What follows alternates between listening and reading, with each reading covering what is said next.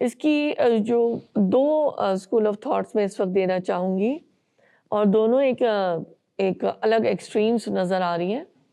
دارالفتاء کے مطابق کسی چیز کو ہبہ عطیہ کرنے کے لیے یا کسی چیز کی وصیت کرنے کے لیے ضروری ہے کہ وہ شے مال ہو، عطیہ کرنے والے یا وصیت کرنے والے کی ملکیت میں ہو، جبکہ صورت مسئولہ میں انسانی اعضاء سے خود انسان فائدہ حاصل کر سکتا ہے۔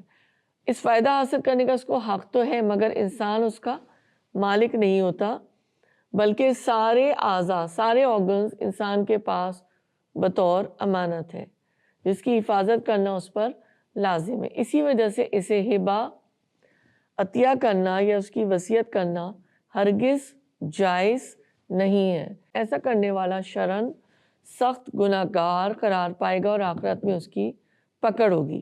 تو یہ تو اوپینین ہو گیا دارالفتاء کا۔ انہوں نے تو کہہ دیا آرگن ڈونیشن نہیں ہو سکتی۔ اب جہاں تک بات ہے انٹرنیشنل اسکالرس کی، یا ہمارے ملک میں بھی پیما موجود ہے، پاکستان اسلامک میڈیکل ایسوسیشن، اس کی کانفرنسز میں نے اٹینڈ کی ہوئی ہیں، سیمینارز، ایکٹیویٹیز مسلسل ہوتی ہیں، اور یہ جڑے ہوئے ہیں فیما سے۔ FIMA is federation of Islamic medical association, پھر ہے BIMA British Islamic medical association. They all say organ donation is permissible. For example میں آپ کو کچھ فیما کے حوالے سے بتاتی ہوں۔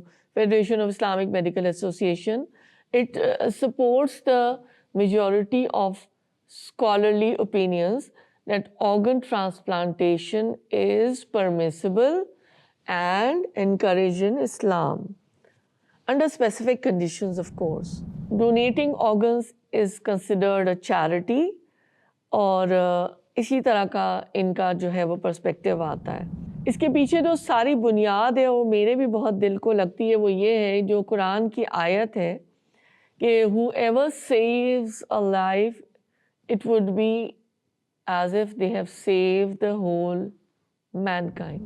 بات واضح ہو گئی کہ فیما اور برٹش اسلامک میڈیکل ایسوسیشن کے جو میں 3 حوالے یہاں پہ دے رہی ہوں، یہ اس کی مکمل اجازت دے رہے ہیں۔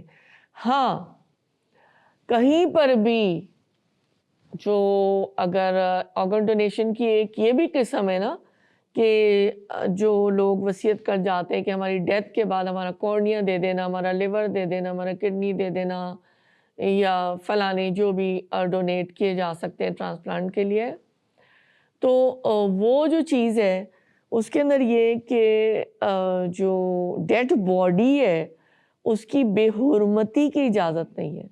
صرف اتنی ہی یعنی انٹروژن ہوگی، اتنا ہی پروسیجر کیا جائے گا کہ جتنا کہ ضرورت بھر مطلوب ہے، تو اس کی گنجائش کہیں سے نہیں نکلتی، یہ بات واضح ہے۔ اس کے علاوہ جو ہے ٹریڈنگ آف آرگنس یا اس کا کوئی بزنس جو ہے وہ دنیا بھر میں ہو رہا ہے، اٹ از اسٹرانگلی پروہیبٹڈ۔